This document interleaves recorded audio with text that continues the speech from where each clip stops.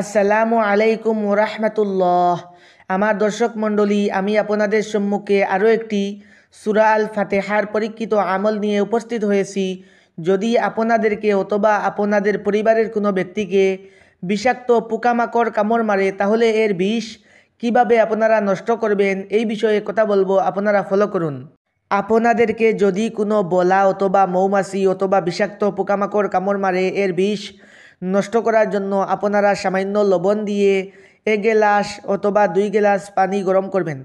করার পর আপনার হাতে অথবা পায়ে যে জায়গার মধ্যে সেই পোকামাকড় কামড় মেরেছে, ওই জায়গার মধ্যে আপনি ওই গরম পানি ডালবেন আর সূরা আল ফাতিহা একবার পাঠ করে 1টি ফু দেবেন, এইভাবে 2বার পাঠ করে 2টি ফু দেবেন, 7বার পাঠ করে 7টি ফু দেবেন। আপনার ফু দেওয়াও শেষ, পানি ডালাও শেষ। ইনশাআল্লাহ আল্লাহর রহমতে আপনার যে জায়গার মধ্যে কামড় মেরেছে এর বিষও শেষ হয়ে যাবে। এটি অত্যন্ত পরীক্ষিত ভাই, এটি নবীজির হাদিস।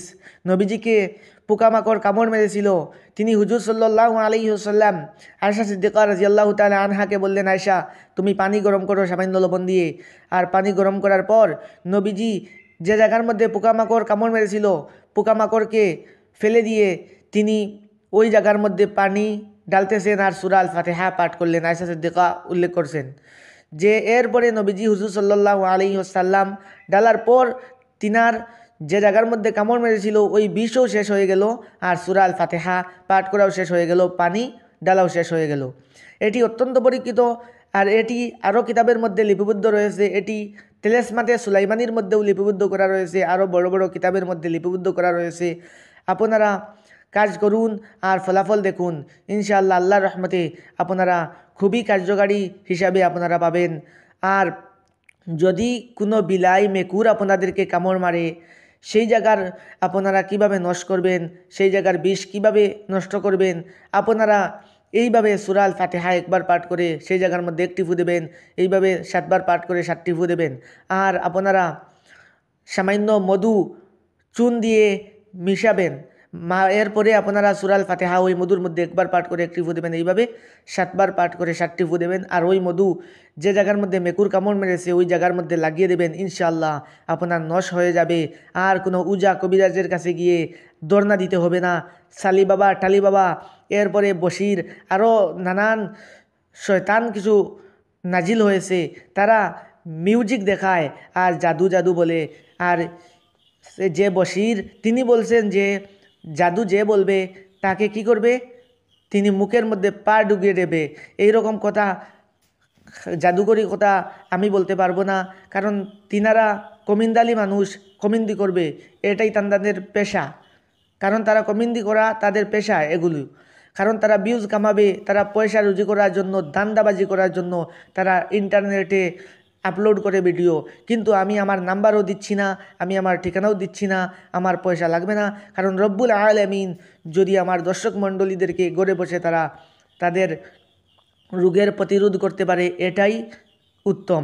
আর আল্লাহ আমাকে যাজা দান করবে, কারণ আমি এখানে মানুষদেরকে ভালো পথে আনার জন্য, কোরআন অনুযায়ী কাজ করার জন্য আমি বলতেছি। আর গুলছড়ার আরেকজন আছেন, ইনি আমার খুবই ভালো লাগে। রব্বুল আলামিন তিনার হায়াত দান করুন আর তাকে আরও দিনের খেদমত করার জন্য, মানুষের প্রতিক্রিয়া করার জন্য আমি আল্লাহর কাছে দোয়া করি, তাকে আরও আমল শিখিয়ে কাজ করার জন্য তিনি আগিয়ে যান। আর আল্লাহ রব্বুল আলামিন তাকে আগিয়ে দেবে, আরও তাকে দুনিয়া ও আখিরাতের জন্য কামিয়াব করুন, আমিন। আর আপনারা আমার জন্য দোয়া করবেন রব্বুল আলামিন যাতে আমাকে সুস্থতা জিন্দেগি দান করে। আর মানুষ আমাকে বলে নেটের মধ্যে এই রকম ভিডিও আপলোড দেওয়া ঠিক নয়, তাহলে কোরআনের বলে মান কমে যাবে। এদেরকে বলতে চাই, কোরআনের মান কোনো দিন কমবে না। নবীজি হুজুর সাল্লাল্লাহু আলাইহি ওয়াসাল্লাম কোনো দিনও মানুষদেরকে, তাহলে যদি কোরআনের মান কমে যেত, এরকম তিনি বলতেন না যে এই রোগের এইটি এইভাবে পাঠ করে এইটি করো, তিনি বলতেন না। কারণ হলো আপনারা বুঝতে পারেননি জারপুক করা জায়েজ শরীয়তের দৃষ্টিতে। কারণ আপনারা যে কোরআনের মান কমে যাবে আরেকজনকে শিখালে, এটি ভুল বা নোয়াট, এটি রুজি করার দান্দা। আর শয়তানি ছাড়ুন, ভালো পথে আসুন।